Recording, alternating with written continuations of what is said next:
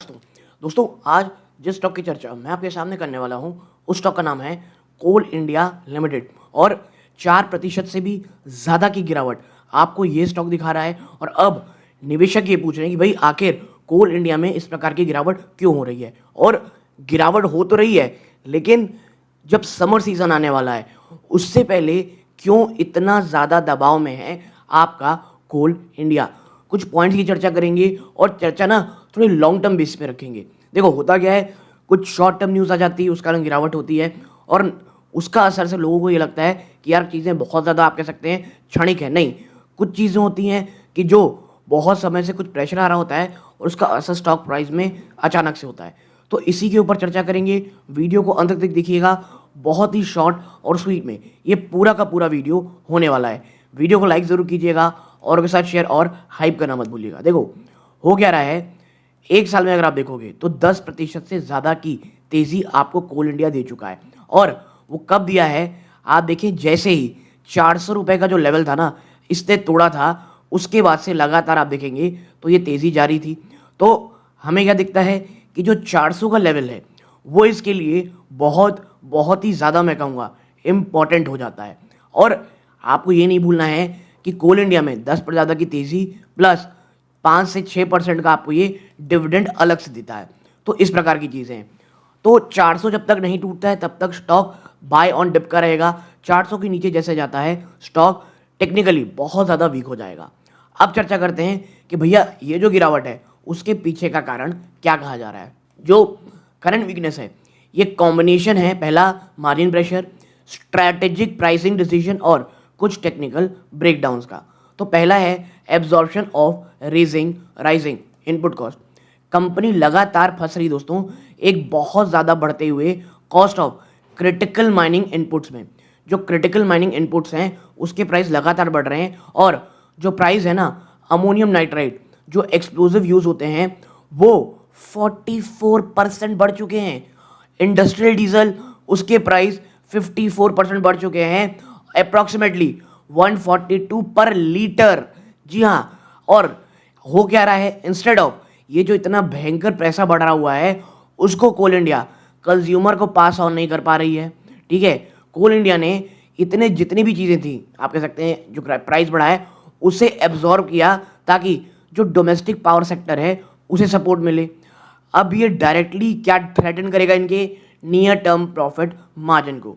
तो सबसे पहली चीज़ और सबसे बड़ा फैक्टर है लगातार बढ़ता हुआ इनपुट कॉस्ट। फिर reserve price cut in e auction. देखो कोल इंडिया ने करेंटली अनाउंस किया है कि एक गिरावट देखने को मिल रही है जो कोल रिजर्व प्राइस है फ्रॉम इट्स जो single window e auction segment हुआ करता था। वाइल इसे होगा क्या, एनर्जी अफोर्डेबल तो हो रही है लेकिन वो इन्वेस्टर इसे कैसे देख रहे हैं, कंपनी के जो रेवेन्यू पोटेंशियल है और सेल्स रियलाइजेशन है उसको झटका मिलते दिखाई दे रहा है। फिर तीसरा है Q3 का जो नंबर आया था वो वीक था। जो रीसेंट फाइनेंशियल डेटा आया Q3 का वो ऑलरेडी जो स्ट्रेस है वो दिखा रहा था। वाइल 15.5% से ऊपर की ईयर ऑन ईयर गिरावट है कंसोलिडेटेड नेट प्रॉफिट में। जो कॉन्ट्रैक्शन है एबिटा मार्जिन में वो 800 बेसिस पॉइंट से आसपास है, यानी जो गिरावट है वो वाकई में बहुत ही ज़्यादा है। फिर टेक्निकल ब्रेकडाउन होता क्या है, 10 अप्रैल को जो ये स्टॉक है ये क्या करता है 50 डे डीएमआ ये ब्रीच कर देता है। इससे होता क्या है, ट्रिगर क्या होता है, मैसिव प्रॉफिट बुकिंग आती है और द वेटेड जो एवरेज प्राइस है सजेस्ट करता है कि जो most trading occurred near the days low indicating एक बहुत ही स्ट्रॉन्ग सेलिंग प्रेशर है। यानी जब बाजार बंद होने वाला था उस समय सेलिंग प्रेशर बहुत ज़्यादा हो गया। तो ये दिखाता है कि अभी जो गिरावट है अभी वो सिर्फ शुरू हुई है। हाँ, ये है कि नहीं ये हमें आने वाले समय पता चलेगा। अब हो क्या रहा है, जो यूएस इजराइल की जो वो आप कह सकते हैं ट्रेड टॉक यूएस और ईरान की जो बात चल रही थी इस्लामाबाद में वो अब बिना नतीजे के जा चुकी है। फिर है मैक्रो ओवरहैंग। जो अनाउंसमेंट आई 26% की US reciprocal tariff on Indian goods 2 अप्रैल को, उसने क्या किया जो एफआईआई है आउटफ्लोज उसे और ज़्यादा बढ़ा दिया और अफेक्टिंग हैबिट्स लाइक कोल इंडिया।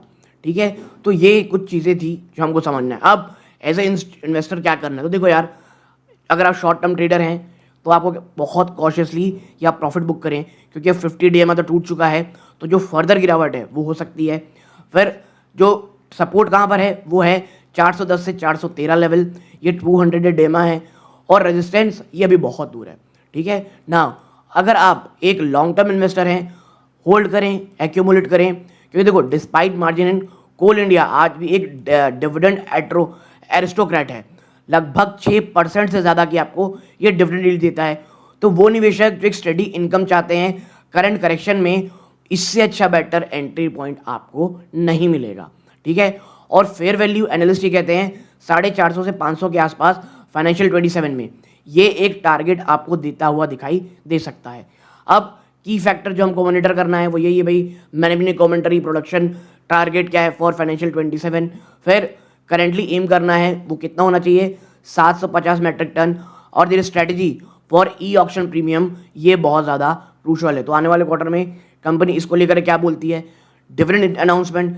ट्रेडिशनली कोल इंडिया काफ़ी हेल्दी डिविडेंड पे करती है, कोई भी कंफर्मेशन एक स्पेशल डिविडेंड का ये से एक्ट करेगा इस प्राइस फ्लोर। फिर है global energy trend, while India push कर रहा है रिन्यूएबल एनर्जी में, थर्मल पावर डिमांड हमेशा हाई रहेगी, ensuring volume offtake in the medium term.